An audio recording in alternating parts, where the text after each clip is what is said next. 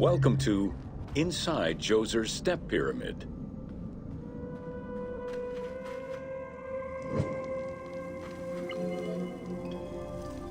The architect of the Step Pyramid, Imhotep, was a man of great importance to Pharaoh Djoser and ancient Egyptians in general.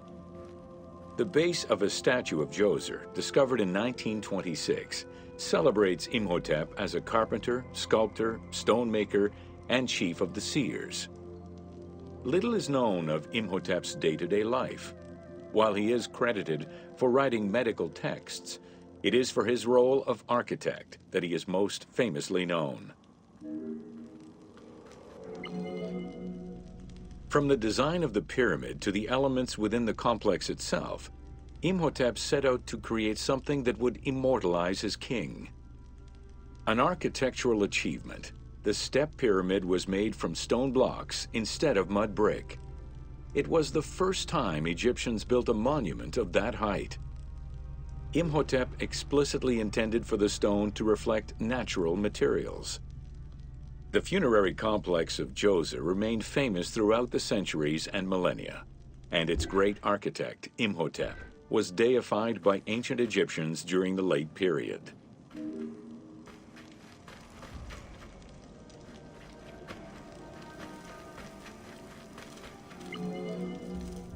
In addition to the central subterranean palace built for Djoser, 11 wells were dug. Each went to a depth of 33 meters and connected with a horizontal gallery extending for about 20 meters. The first 5 galleries were intended for members of the royal family.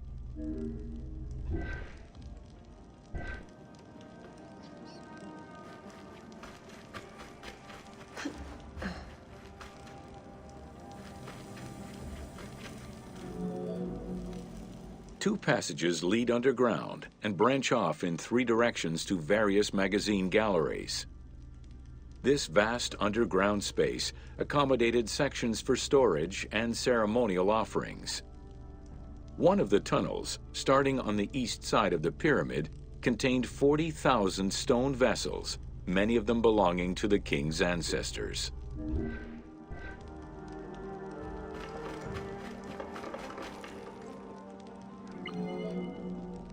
The burial chamber of Djoser is located at the bottom of a 28-meter deep central shaft. According to Egyptologist Jean-Philippe Laure, the chamber was originally made from polished blocks of limestone, while its ceiling was decorated in 5-pointed stars.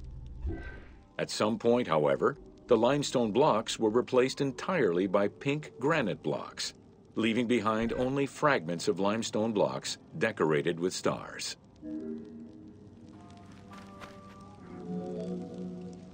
At the foot of the chamber are many tunnels going in all directions. This maze of tunnels, galleries, and chambers stretches over 5 kilometers.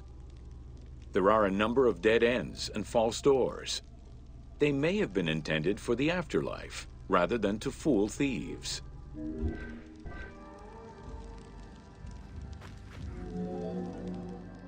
Unlike the Great Pyramid of Giza, or Menkaure, the Pyramid of Djoser does not have any extra openings dug out by thieves. There was no need for them. Because of the easy access into the tunnels and along the corridors, thieves had little trouble clearing out the temples once inside. It is unknown when the mummy of Djoser was stolen. All that remained was a left foot, found by French Egyptologist Jean-Philippe Laure in 1934. This architect, who devoted his whole life to meticulously exploring the complex, believed it belonged to Djoser. The Pharaoh's apartments, also known as the Blue Chambers, are decorated with blue-green tiles meant to imitate the reed matting that covered the walls and windows of his palace. The stone is carefully curved and painted to look like the rolled mats of open doorways and curtains.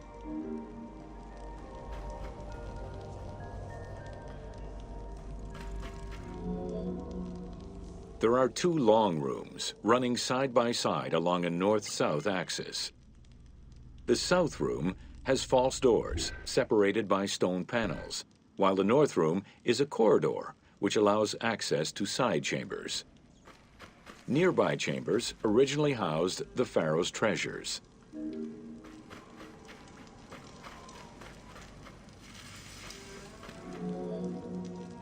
The door frames are made of fine limestone and carved with the king's name. As in the south tomb, reliefs are carved into the doorways. These reliefs show the king performing rituals and visiting divine sanctuaries for all eternity. Their interiors are fictive additions made by the team to add to the wonders of the tomb. It is clear from the elaborate detail and scale of the complex that this funerary monument was a technological marvel of its time.